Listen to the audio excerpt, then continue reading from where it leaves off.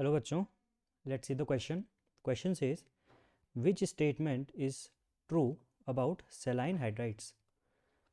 They are binary compounds of hydrogen and metallic elements. They are crystalline solids. They are generally volatile, and their common examples are SiH4 and CH4 etc. So let's solve the question. इस question को solve करने के लिए जो की concept हम use करेंगे वो की कॉन्सेप्ट है properties of saline hydride.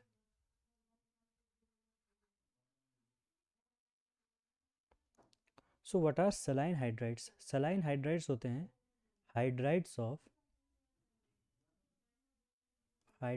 of group first and group second elements. इसमें एक कंडीशन है एक्सेप्ट बेरिलियम.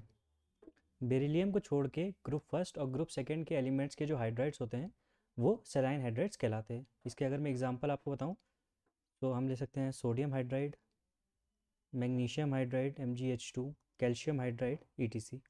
तो ये सब हैं सेलाइन हाइड्राइड. और हम सब जानते हैं ग्रुप वन और ग्रुप टू के एलिमेंट्स बेरिलियम को छोड़ के सारे मेटेलिक होते हैं. तो these are binary compounds. Binary compounds का मतलब सिर्फ दो एलिमेंट से बने हैं. तो एक ग्रुप वन या ग्रुप टू का एलिमेंट, दूसरा हाइड्रोजन. तो ये बाइनरी कंपाउंड्स हैं और जो मेटल और हाइड्रोजन के बीच में बनते हैं. तो जो ऑप्शन नंबर ए है वो एक ट्रू स्टेटमेंट है. उसके बाद कहा गया these are crystalline solids. So this statement is also true. जो ये हाइड्राइड्स होते हैं ग्रुप फर्स्ट और ग्रुप सेकंड के, ये एक क्रिस्टल या अपना एक क्रिस्टल लैटिस बनाते हैं, क्रिस्टलाइन नेचर के होते हैं. What is a lattice? Lattice होता है repetition of elements, repetition of points in space. मानिए जैसे सोडियम हाइड्राइड है तो सोडियम हाइड्राइड के अंदर सोडियम और हाइड्रोजन दो एलिमेंट्स हैं और ये स्पेस में 3D स्पेस में लगातार रिपीट करते हैं. इसी को लैटिस कहा जाता है. तो सेलाइन हाइड्राइड्स are crystalline solids.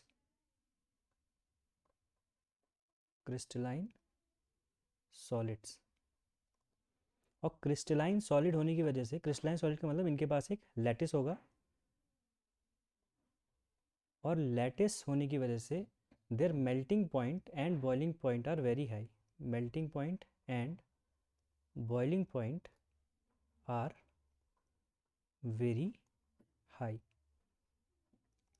अब क्योंकि मेल्टिंग पॉइंट और बॉइलिंग पॉइंट बहुत हाई है तो सॉलिड से लिक्विड बनने की टेंडेंसी और लिक्विड से गैस बनने की टेंडेंसी इनकी बहुत कम होती है. इनकी टेंडेंसी रहती है कि ये एज अ सॉलिड रहें.